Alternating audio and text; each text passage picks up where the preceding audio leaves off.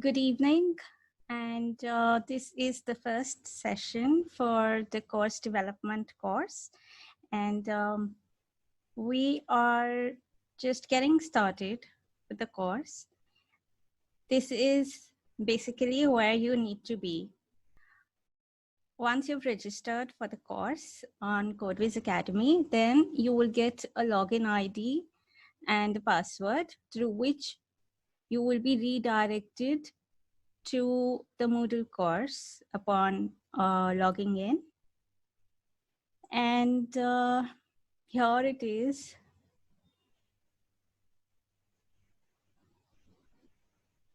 So the first section that you will see is the introduction section, wherein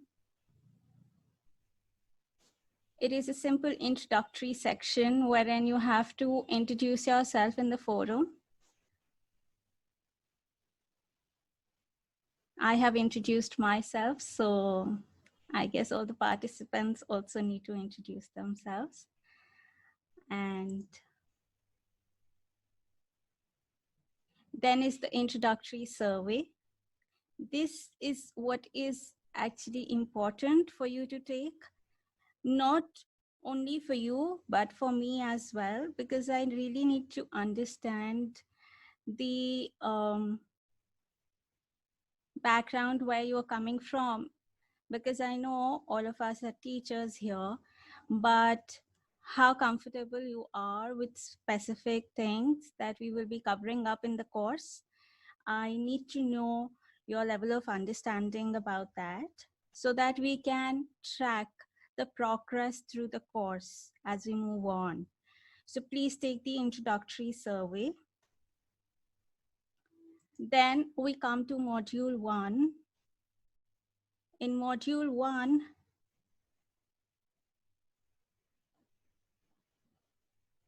here is a support forum. If you have any queries, you can just write to me in the support forum for this specific module. Then there are two SlideShare, the presentations on SlideShare, which you can go through, and two discussion forums that you have to attend to. Next is the assignment. And there is a task template. We will be talking about this tomorrow in the second session. What is the assignment about? What is the task? We need to check that out. And we will as we progress through the session. Then are the two live sessions. So today is the first live session that is happening. Then are the resources. So here is a very nice report that I've added as a resource for you to go through. Have you by any chance come across this before? Learning the Treasure Within? To write to me in the chat if you've read this before, because this is a fantastic piece of,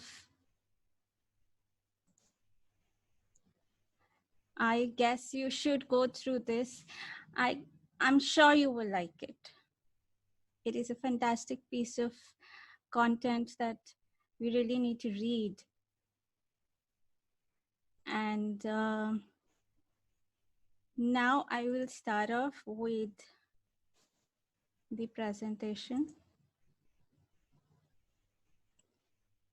So this is the course about course development. It is a 5-week long course, and the prospective learners would be teachers who are wanting to teach online. The purpose of this course is professional development, and what you will get by the end of this course is a course that will be complete with the lesson plan, activities, resources, assessment, that all this we will be working on together for a course to be completely available to be uploaded on a website wherever you would want to upload it, and you can start teaching. So we are going to complete the entire course during this session. During this course. And I am here because I love to learn together as I share the verified information or the verified knowledge that I have. I love to share it, and as we share, we learn together.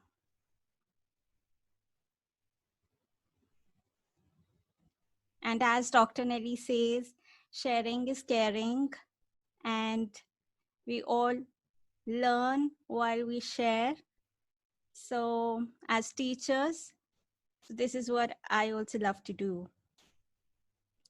This is a condensed course. What is a condensed course? A course that spans over 1 to 2 months. It requires extra time and effort on the part of content development, design, delivery, and learning as well. Since it is a condensed course, the content is going to be very specific with specific learning outcomes. We do not have the liberty to add extra content and extra material because we have to understand that the learner is going to learn in a specific period of time. So we, while developing and designing the course, we have to keep that perspective in mind. What are the advantages and disadvantages of an condensed course? It is directly focused on the outcomes. It leads to succinct learning objectives, leads to faster grading, refined content, and the pace of learning is fast. What are the disadvantages? The same, faster grading. So you, as an instructor, you will have to be available to your learners. There is no time gap that you will get in between. It is demanding to keep the students on task because you know that you have limited time span and you have to achieve the learning outcome by the end of the course. So you have to keep them on task, and they cannot procrastinate with the activities that you require them to do. So this demands that you do the designing. The instructional designing of the course should be such that the students are kept on task and the students are self-motivated to learn.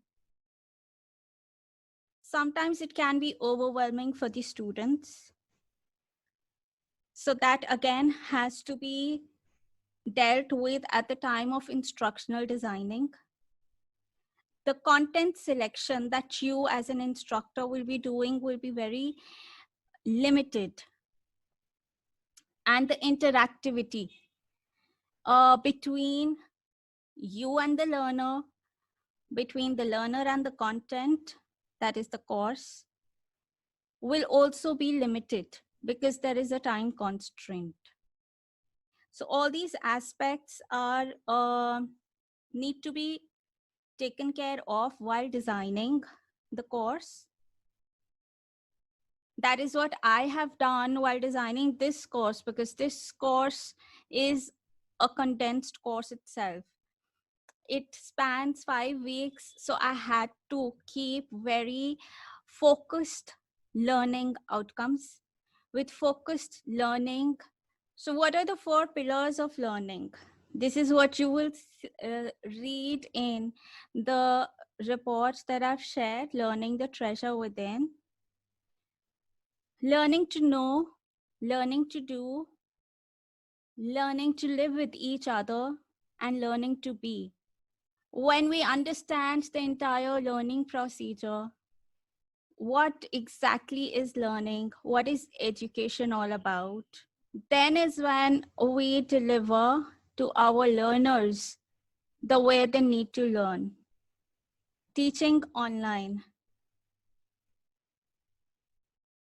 When we come to teaching online, it has to be a conscious decision, first of all. Why? Because sometimes it can be circumstantial that you have to teach online. You are just because of the COVID-19 pandemic, maybe you have been asked to teach online. It might seem to be compulsion that you have to teach online in any case.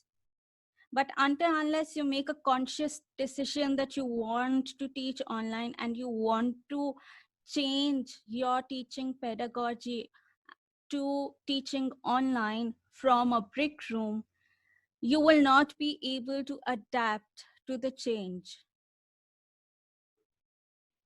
It is not the same as brick room teaching, added with some video tutorials or presentations. It is an absolutely different process altogether of teaching and learning as well. There are various modalities involved in the design, creation, and delivery of the course. It is a product and a process, not only a product. Why?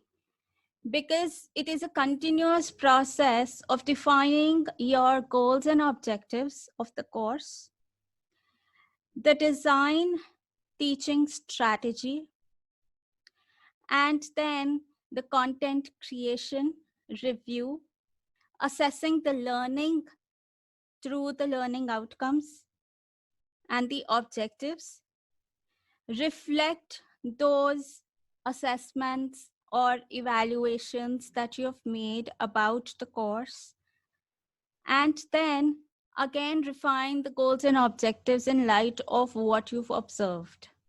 So it's a continuous process that goes on to refine the product, that is to refine the course with time. Coming to course development and design.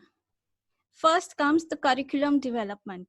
It is a wider term which incorporates course layout, course design, instructional designing, rules and policies that you will set for the course, for the learners, course development. A course should be encouraging. It should encourage creativity, critical thinking, exploration, discovery, collaboration, ensure enhanced learning, and reinforce comprehension. So course development is a wider term, and course design is a part of course development. Course design. What is a course design? It is a blueprint of the course structure, the assessment strategy that you will have, and what do you need to focus on while defining the blueprint is the interactivity of the learner with each other, with the material, that is the content, and with the instructor, because interactivity is paramount while you are teaching online. Since it is not a brick room teaching where you will be meeting your learners in physical world, it is a virtual world. So how do you stay in connect, and how do you manage to develop that rapport with your learner is through the interactivity. You could have certain parts of the course which are for passive learning, but majorly it has to be active learning. What are the limitations?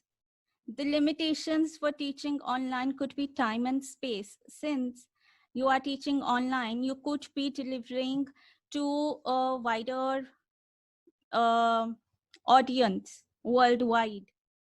And for that, there could be different time zones that you need to look in for. So select and schedule the synchronous activities carefully as per the learners, where they are coming from, the time zones that they belong to. Defining the goals and objectives. There are three basic terminologies that we all know: literacy, education, and knowledge. What is literacy? To be able to read and write. What is education? It is the holistic development of the learner. And what is knowledge? It is the possession of knowledge is the goal of education.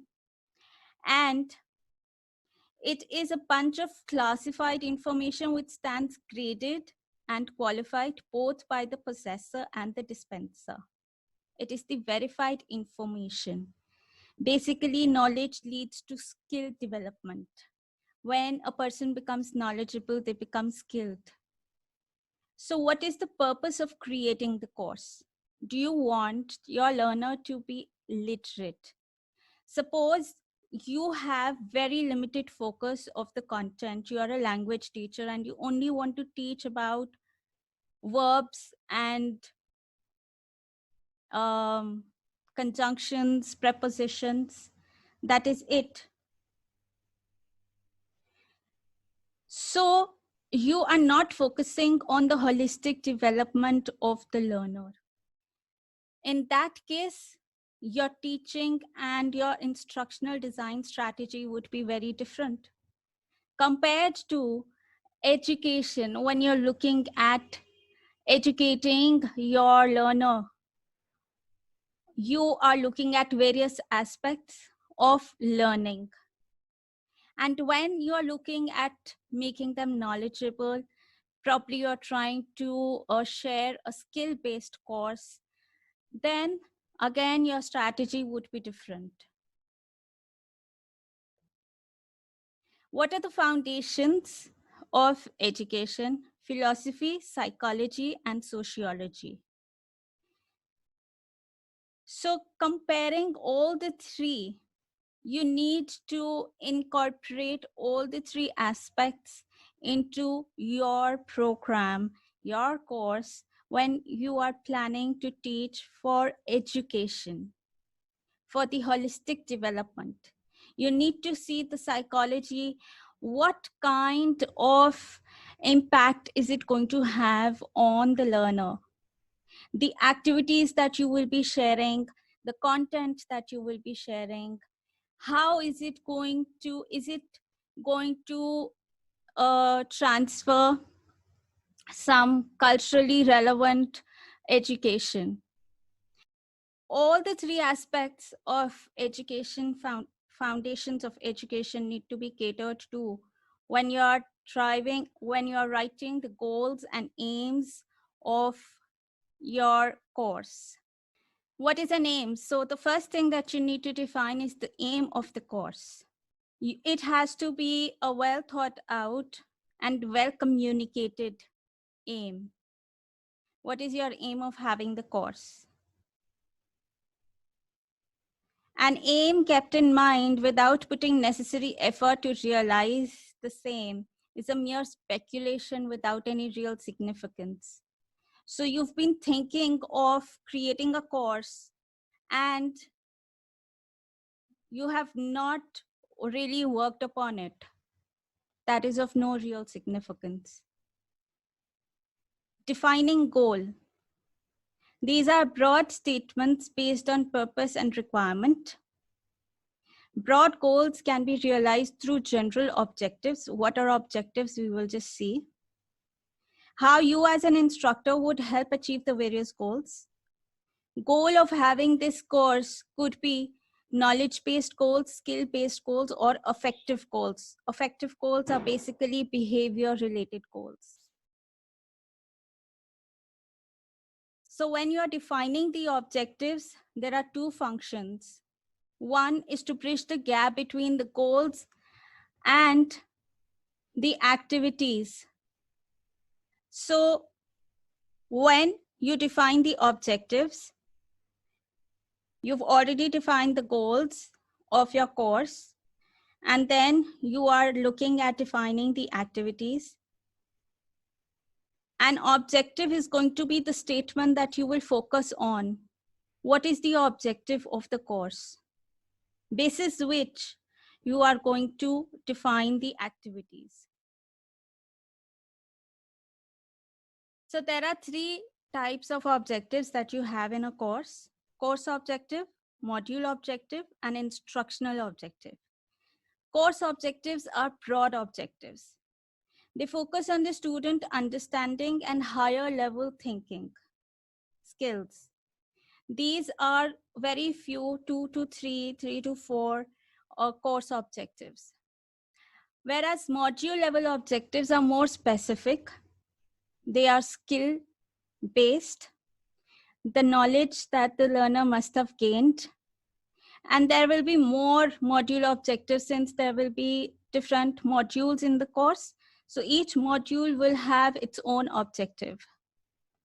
Then is the instructional objective, the activity or the instruction-based objective.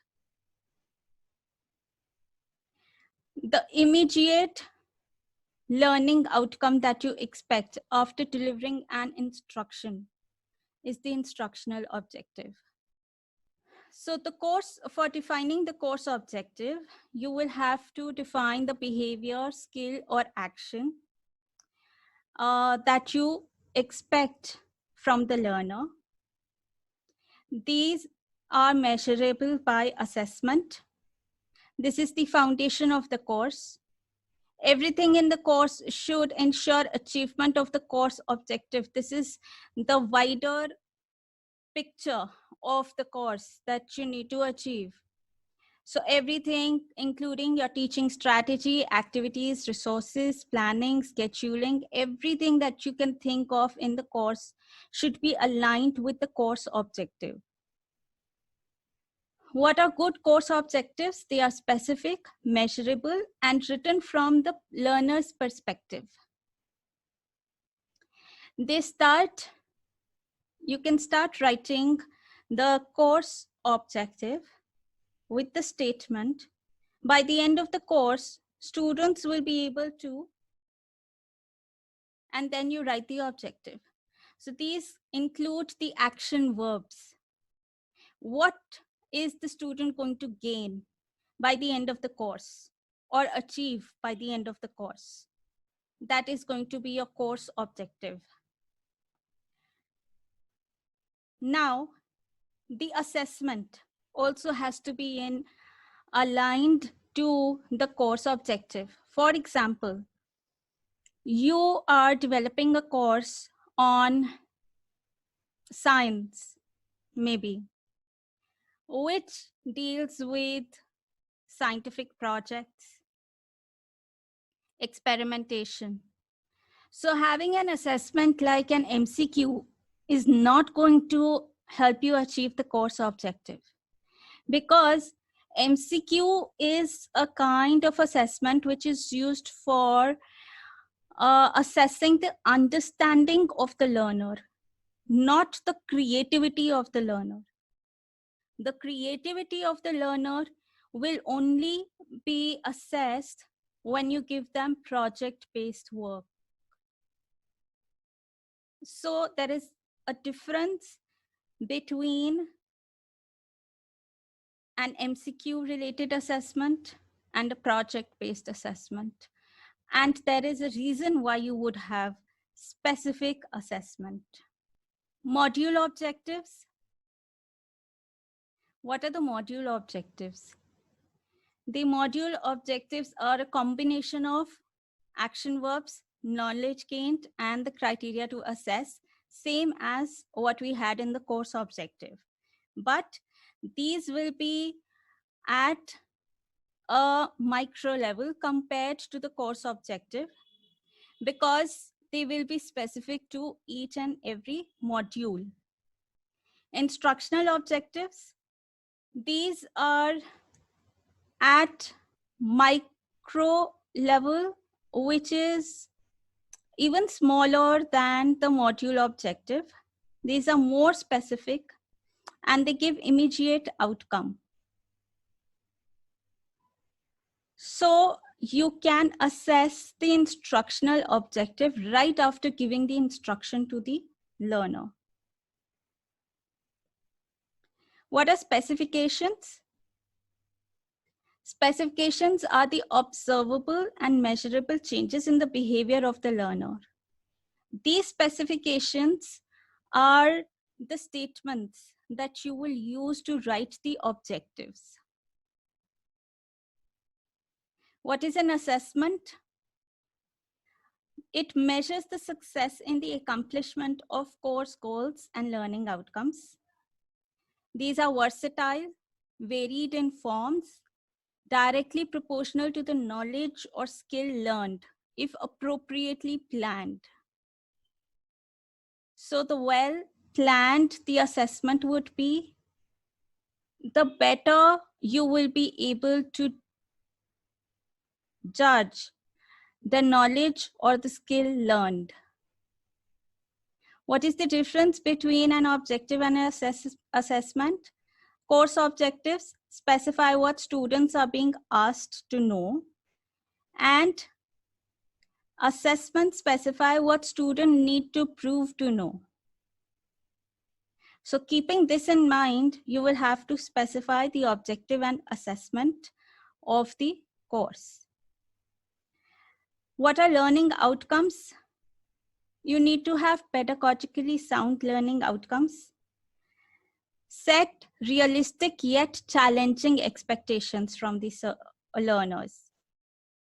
Higher the level of expertise that you expect, more sophisticated assessment techniques you will have to use.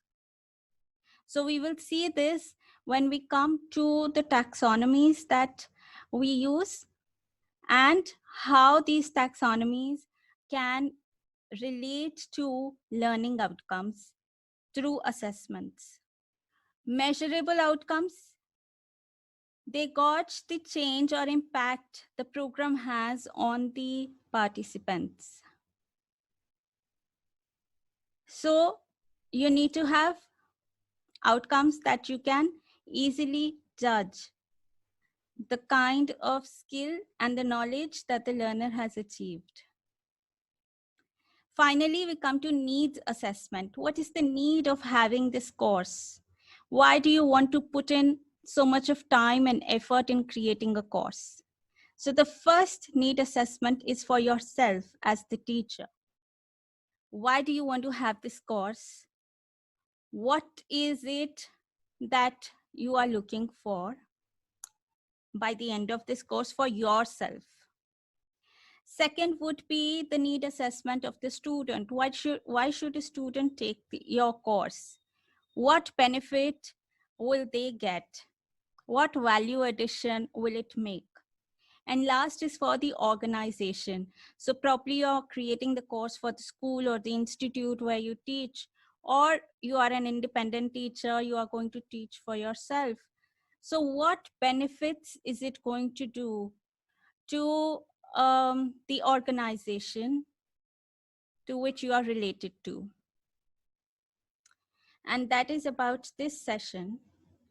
Now, what you need to do is you need to go through the slides I have shared on the slide share. This is the slide number 1.